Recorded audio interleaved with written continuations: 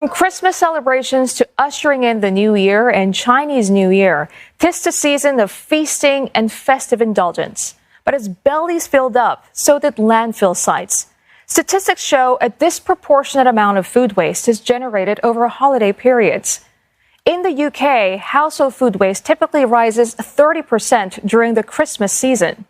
In Australia, 40% of food bought for the festive season ends up getting thrown away as more people eat out. But it's not just during the holidays.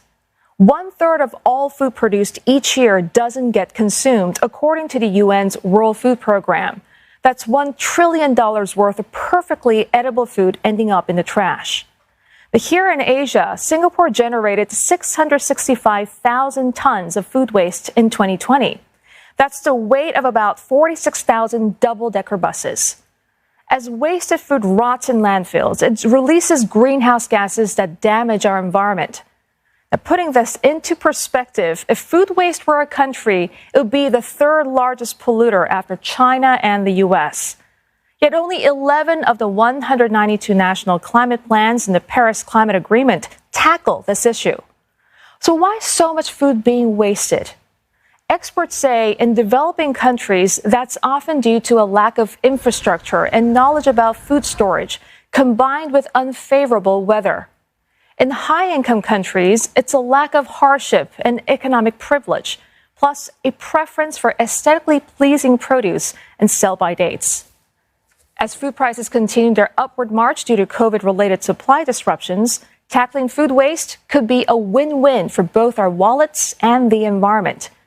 But figuring out how much food we are throwing away isn't an exact science. But one Singapore company is promising to change all that. It has developed a tool that can measure and track food waste using sensors, cameras, and artificial intelligence. Raina Loy, the founder of Lumitix, tells me how technology is starting to play a bigger role in tackling this global issue. So in my opinion, food waste is one of the world's most overlooked and pressing environmental problem. And when I looked at the available solutions out there to tackle this massive problem, what I saw was many solutions in the food waste recycling space and also many charities and organizations looking at food redistribution. However, there were almost no companies in the world looking at food waste prevention. And I very quickly grew the conviction that prevention is far more important than recycling and redistribution. That conviction gave rise to Insight, an AI-powered tracker. It aims to help restaurants and commercial kitchens monitor how much avoidable waste they're generating. The first thing you'll notice about this device is that it fits perfectly with a standard size 120-liter bin. This is a common bin that's used in almost all commercial kitchens today. It's easy to use our device, right? It's a simple one-step process, and they will simply just toss the food waste in onto this platform right here. There's a weighing scale sensor beneath this, and all they gotta do is just press this one button. At the same time, we also take a picture from this camera right here, and that picture gets sent to the cloud, and we run our AI models to be able to identify what has been thrown away. So Rainer, how accurate is it? I mean, let's say there's a combination of food here. Would it still work? Absolutely. So we've trained our AI models to be able to identify more than 2,000 unique food items as of today. Even individual ingredients. So say, for example, ham or roast beef was thrown away from the buffet line, we're able to identify that. And also, as you've mentioned, if there's, say, a more complex item where there are a combination of ingredients, we can also train our AI to identify that as a dish. Loy says, on average, its AI tracker has been able to help clients reduce their food waste by as much as 40%. So the key really in what we're offering is helping kitchens understand their food waste at a very granular level. Meaning to say, we think it's not very meaningful if I just tell a chef, hey chef, you threw away 100 kg of food yesterday. What can he or she do?